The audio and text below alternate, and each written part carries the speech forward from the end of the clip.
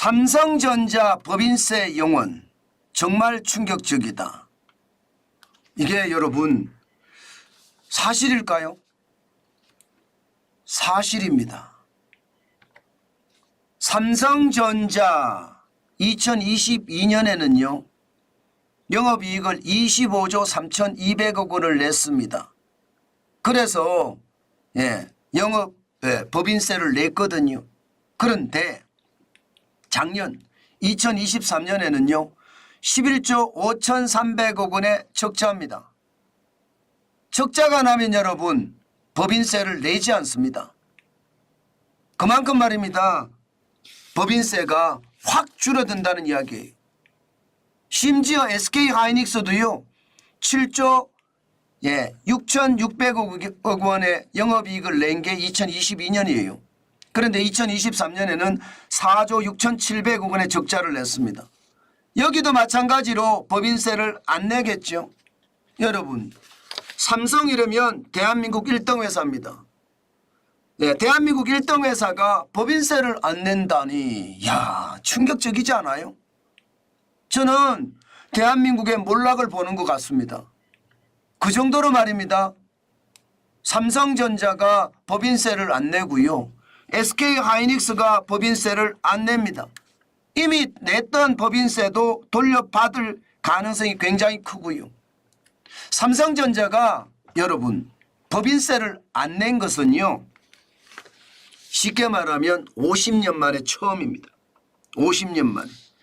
창업 초기 영업이익이 손실이 났을 때 그때 빼고는요.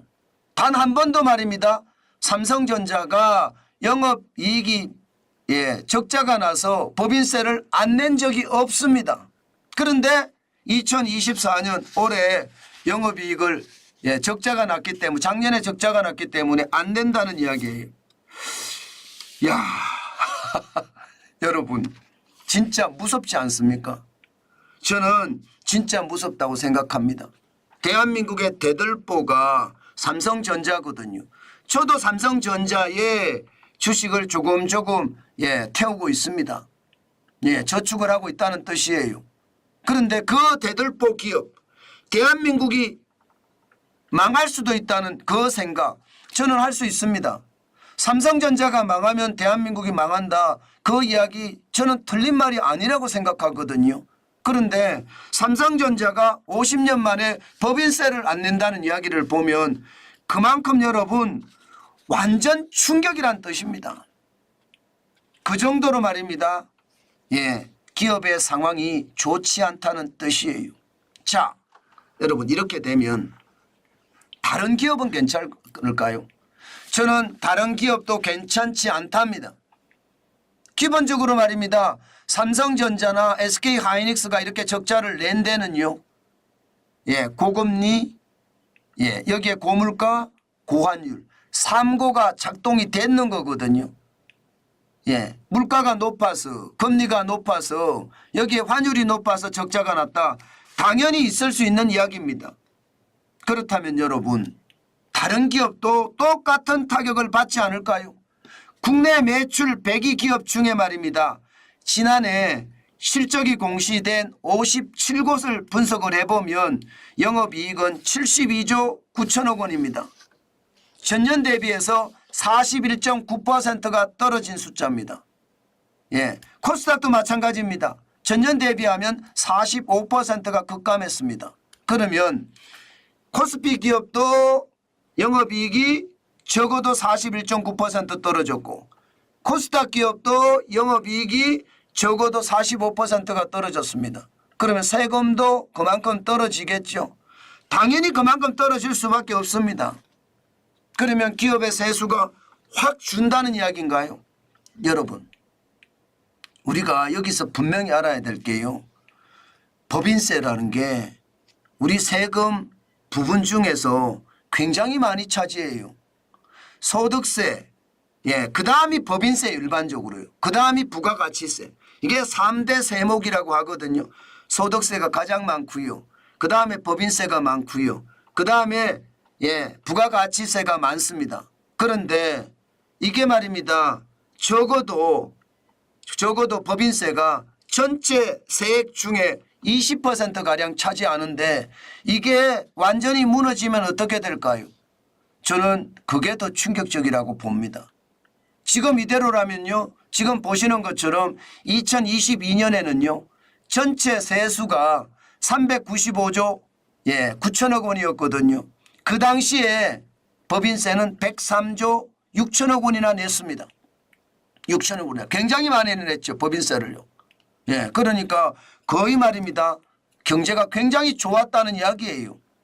여기에 2023년 344조 천억 원이 전체 국세인데 그중에 80조 4천억 원이 법인세였다는 겁니다. 자, 그런데 2024년은 어떻게 될까요? 아마 지금 예상하는 것보다가 저는 더 내려갈 거라고 봅니다. 게다가 정부는 367조 3천억 원을 세수로 잡고 있거든요. 지금 법인세도 77조 7천억 원이 들어올 거다 예상을 합니다. 그런데 이게 떨어져서 말입니다. 2020년처럼 55조 5천억까지 떨어질지도 모르는 일이에요. 그러면 법인 세수만 펑크가 나는 것이 적어도 말입니다. 10조 20조 난다는 이야기잖아요. 그러면 세금을 걷어서 국가를 다스리는 게 국가입니다. 그런데 이게 세금을 그만큼 못 거두면 어떻게 될까요? 당연히 적자투성이가 되겠죠. 지금 현재까지는요. 적자투성이가 될 수밖에 없을 겁니다. 실질적으로 보면 말입니다. 적자투성이가 될 수밖에 없는 게 관리재정수지를 보면 알거든요. 지금 관리재정수지가 순나라 재정지표라고 보면 됩니다. 지금 2019년에 54조 4천억 원, 2020년에는 112조의 적자였습니다. 2022년에도 117조 역대 최대의 적자를 냈고요. 작년에도 말입니다. 87조의 적자. 올해는 91조 6천억 원의 적자라고 이야기합니다. 자, 적자는 어마어마해지죠.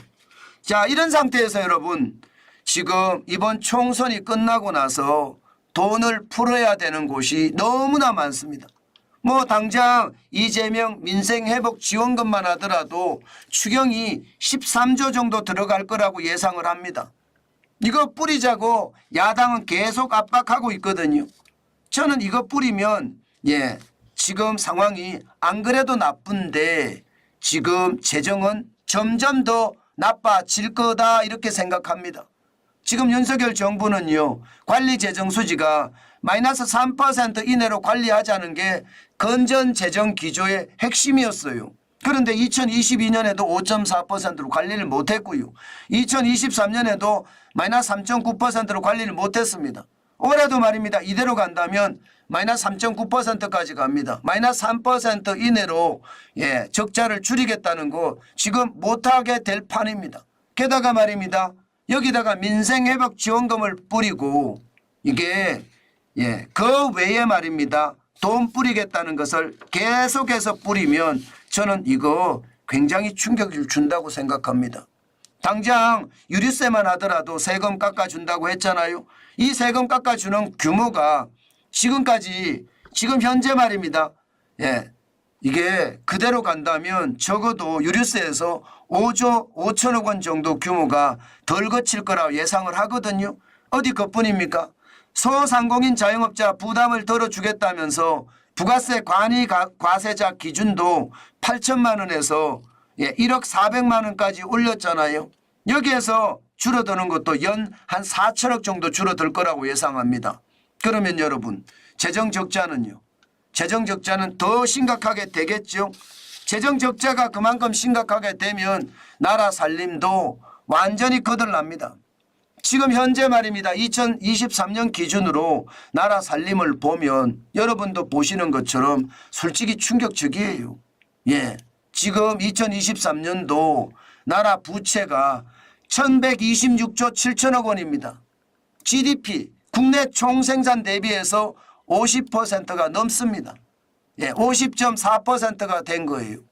여러분도 아시겠지만 GDP라는 게 한 나라 국민이 생산한 총액을 말하거든요. 그러면 한 나라 국민이 생산한 총액으로 국가 부채를 갚는다고 하더라도요. 예, 이게 적어도 50%가 남는다는 뜻인가요? 예, 그만큼 말입니다. 한나라 국민이 생산하는 총액의 절반가량이 부채라는 뜻이에요. 저는 이 부채가 결국은요, 나라를 망조들게 하는 핵심이 되지 않을까, 저는 그런 생각도 하거든요.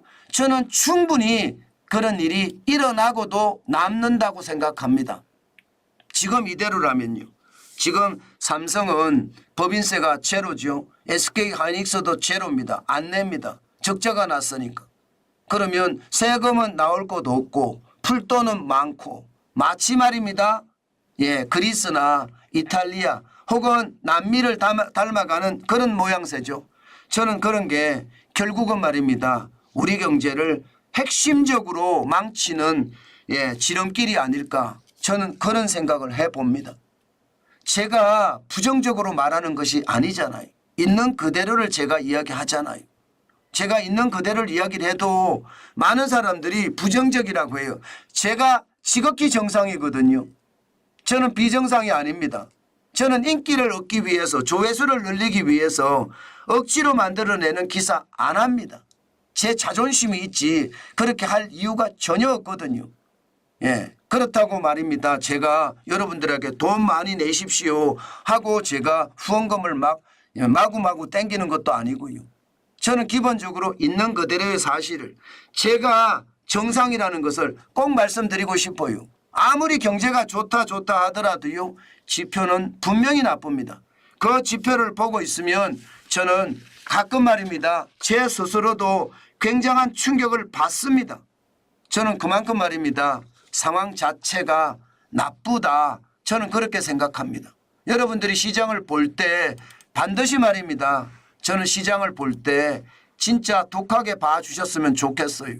지금 상황이 실제로 좋지 않다는 것 저는 확실하게 느끼고 있거든요. 그만큼 말입니다. 상황 자체를 좀 객관적으로 직시해 주셨으면 좋겠다. 그 말씀 꼭 드리고 싶습니다.